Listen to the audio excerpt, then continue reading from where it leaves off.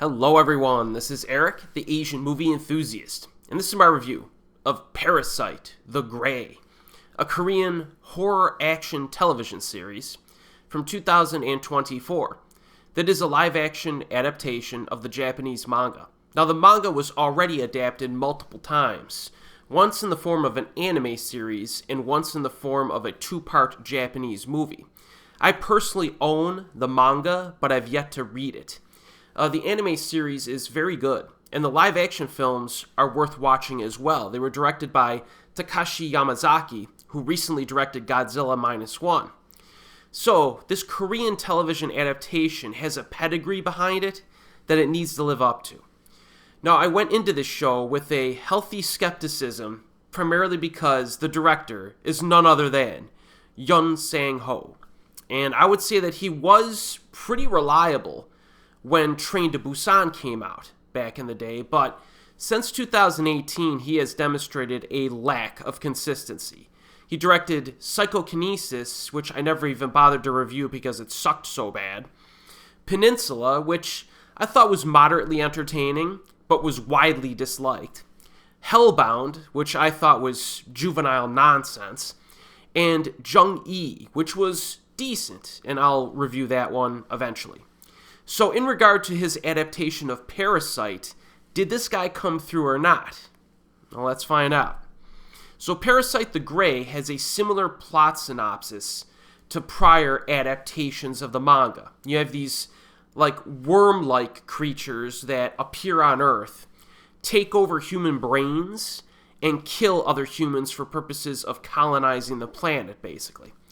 And the protagonist, in this case, is a young woman who has been infested with a worm that has only partially settled within her body, resulting in a person who is basically mentally separate, yet physically connected with the parasite that, went inside of her. So typically, when one of these parasite worms gets inside of a human, it's like Invasion of the Body Snatchers. Like, they just take over everything, you know?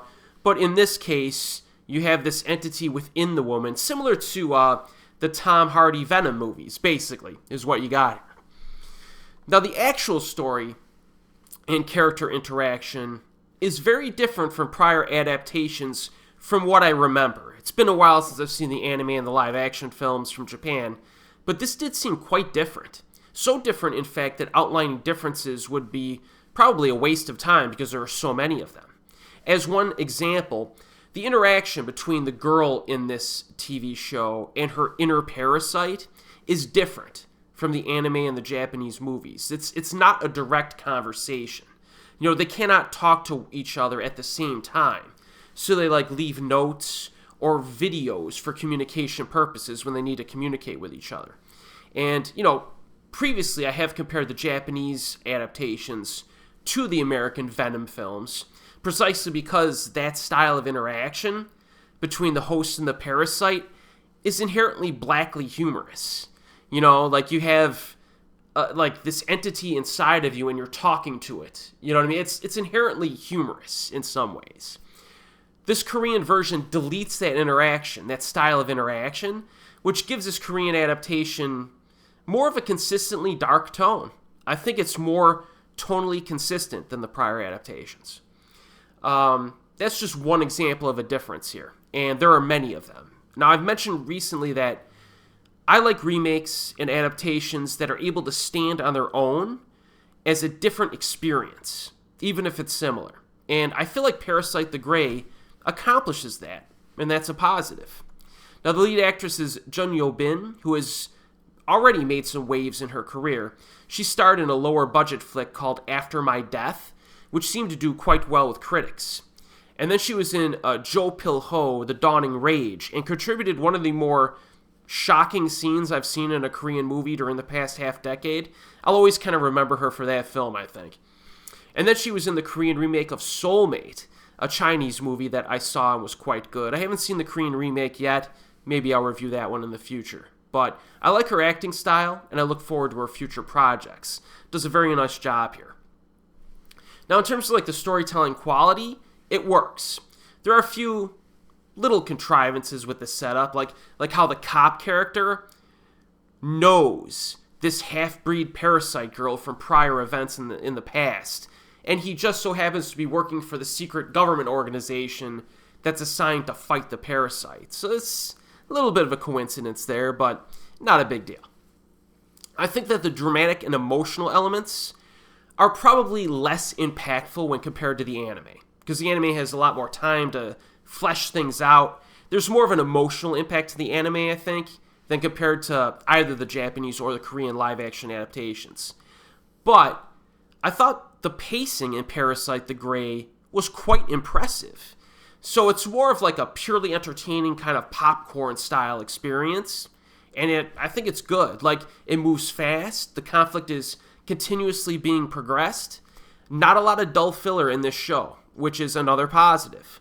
The quantity and the quality of the action and horror elements are good as well. You get some gory deaths here and there, even a few slightly disturbing death scenes that are, impactful. These alien parasites drop to Earth during the opening scene of the show, so it doesn't waste time here. They almost look like sea urchin. If you've ever eaten a sea urchin, and they, a chef or whatever slices it in half, then you eat the middle of it. They look like that, which is kind of an interesting design. And we get like a short-lived horror sequence right at the start with this guy who gets, infested with the parasite and he starts killing people at a dance club. The horror scenes are blended in with action. They have a horror action vibe. So you get gunplay, gunfights against the parasites that the humans are using, weaponry against them to fight them. You get some human versus human conflicts and parasite versus parasite conflicts. So it's a pretty nice package in terms of action. There's a cool drone camera shot during a motorcycle chase that was good. A shootout on a bridge that was pretty impactful. So they do use some shaky cam in this. They do.